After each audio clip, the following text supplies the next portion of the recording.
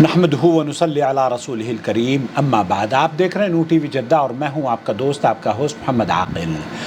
گزشتہ روز میں لائیو تھا اور ہمارا صاحبہ نے ایک سوال کیا کہ ایسے وہ فیملیز یا وہ مرد حضرات جو نماز نہیں پڑھتے ان کی بیویاں نماز پڑھتی ہیں، اور ایسی بیویاں جو نماز نہیں پڑھتی ان کے شوہر نماز پڑھتے ہیں، کیا ان لوگوں کا ایک دوسرے کے ساتھ رہنا جائز ہے یا نہیں؟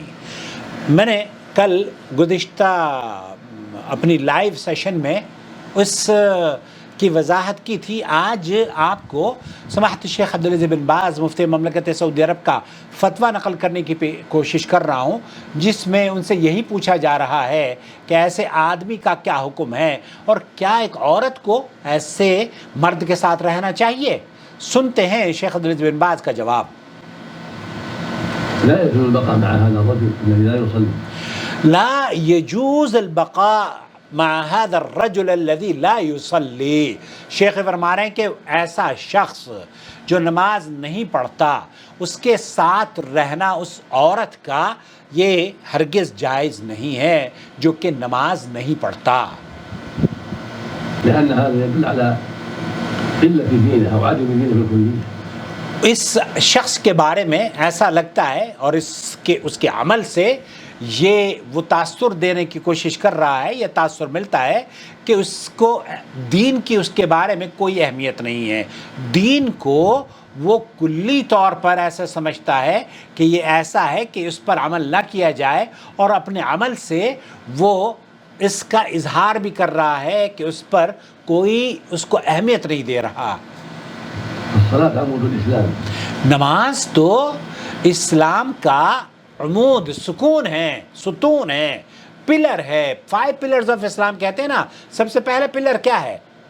سب سے پہلا پلر توحید ہے، اللہ کی وحدانیت کو تسلیم کرنا، اللہ رب العالمین کی ہی صرف عبادت کرنا، اسی سے مانگنا، اسی کے سامنے سجدہ کرنا، اور آپ کو اور ہمیں صرف اور صرف اللہ ہی سے مانگنا چاہیے۔ تو یہ توحید ہے۔ توحید کے بہت سے اقسام ہیں۔ بہرحال اس سلسلے میں آپ کی خدمت میں کچھ ویڈیوز نقل کروں گا توحید کیا ہے۔ دوسرے چینل پر میرے توحید کے بارے میں لیکچرز ہوتے ہیں، وہ آپ دیکھ لیجئے۔ تو توحید کے بعد جو دوسرا پلر ہے وہ کیا ہے؟ اسلام کا بنیادی دوسرا پلر ہے النماز۔ نماز کہہ رہا ہوں، الصلاۃ۔ من تركها عامدا كفر. فمن ترکها الصلاۃ فمن ترکها فقد کفر۔ جو جان بوجھ کر اس کو چھوڑتا ہے وہ گویا کفر اختیار کرتا ہے۔ الواجب البعد عن هذا وألا تمكنه من نفسك. آپ کے لیے، اس عورت کے لیے جو کہ جس کا شوہر عمدن نماز نہیں پڑھتا، تساہل برتتا ہو، ٹال مٹول کرتا ہو، دیر سے پڑھ لیتا ہو، اس کی بات نہیں کی جا رہی ہے، بلکہ اس کی بات کی جا رہی ہے جو کہ اس کا مذاق، مطلب یہ مذاق اڑانا ہو گیا نا کہ کبھی بھی نماز نہیں پڑھ رہا۔ تو ایسے شخص کے ساتھ رہنا شیخ فرما رہے ہیں کہ جائز نہیں ہے۔ والواجب بعد، اس عورت کو چاہیے کہ اس سے علیحدگی اختیار کر لے۔ وأن تذهبي إلى أهلك أو تمنعيه من نفسك بالكلية.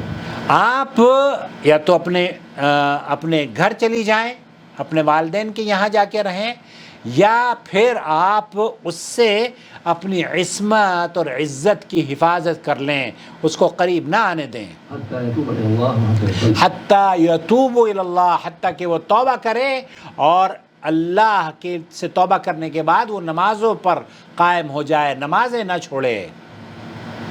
يقول النبي صلى الله عليه وسلم العهد الذي بيننا وبينهم الصلاة فمن تركها فقد كفر. اللہ کے رسول صلی اللہ علیہ وسلم یہ فرماتے ہیں العہد الذی بیننا وبینہم الصلاۃ فمن ترکها فقد کفر۔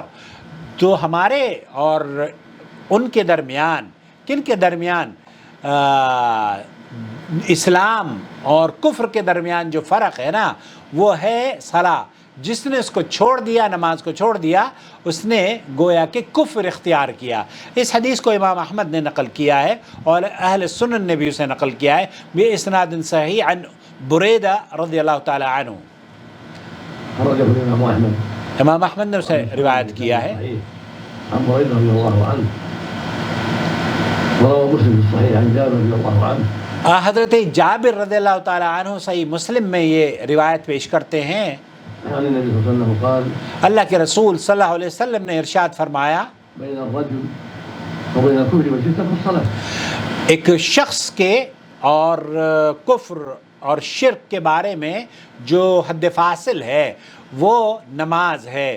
ومن ترکھا جو جو چھوڑ دیتا ہے، شیخ اللہ کے رسول صلی اللہ علیہ وسلم کی یہ حدیث ہے، تو بین الرجل و بین الکفر والشرک ترک الصلاۃ، تو جو چھوڑ دیتا ہے یہ حد فاصل ہے، تو اس نے گویا کہ کفر اختیار کیا ہے.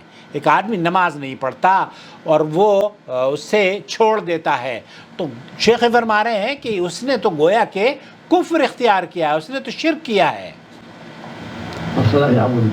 فالصلاۃ ہی عمود الاسلام، اسلام کا جو پلر ہے وہ نماز ہے.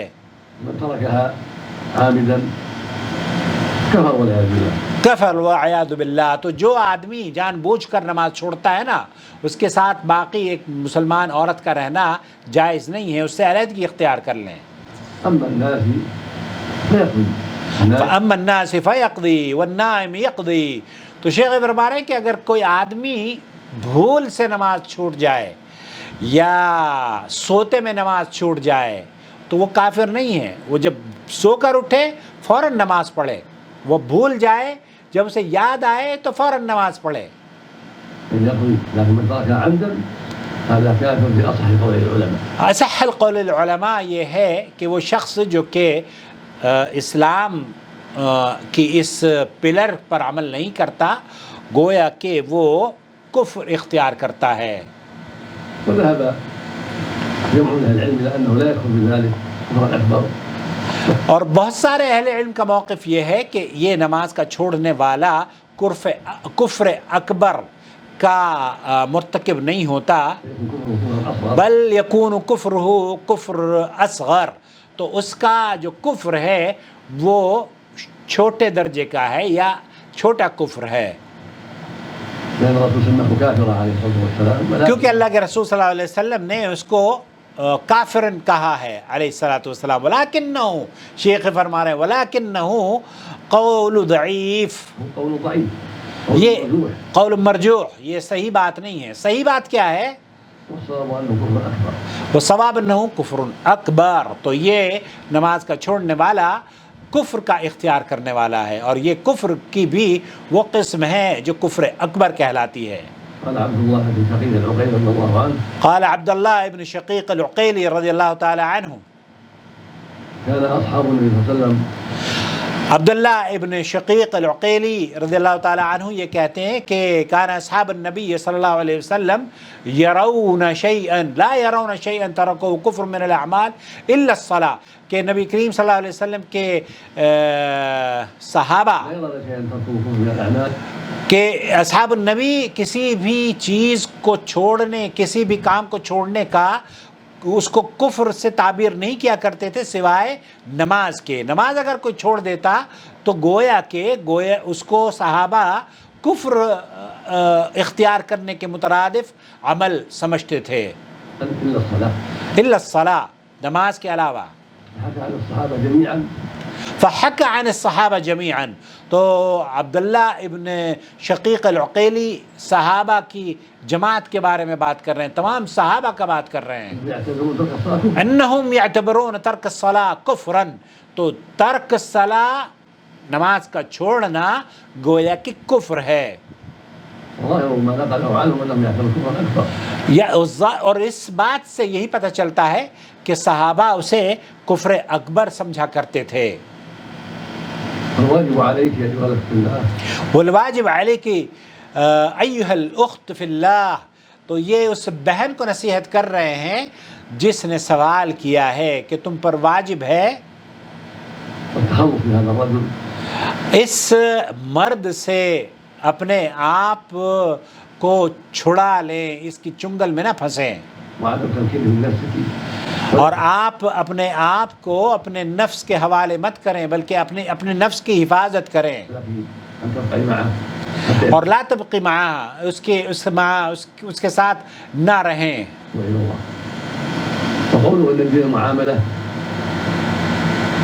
كلام ليس بصحيح. یہاں جو لوگ یہ کہتے ہیں نا کہ ان الدین المعاملہ، یہ دین جو ہے معاملہ داری کا نام ہے، یہ درست نہیں ہے. بل المعاملة من الدين، حسن المعاملة من الدين ليس هو الدين. اللہ اکبر، حسن المعاملہ من الدین لیس هو الدین. صحیح بات ہے. جو معاملہ ہے وہ یہ نہیں کہ یہ دین ہے، بلکہ دین میں سے ہے، دین کی خوبصورتی ہے.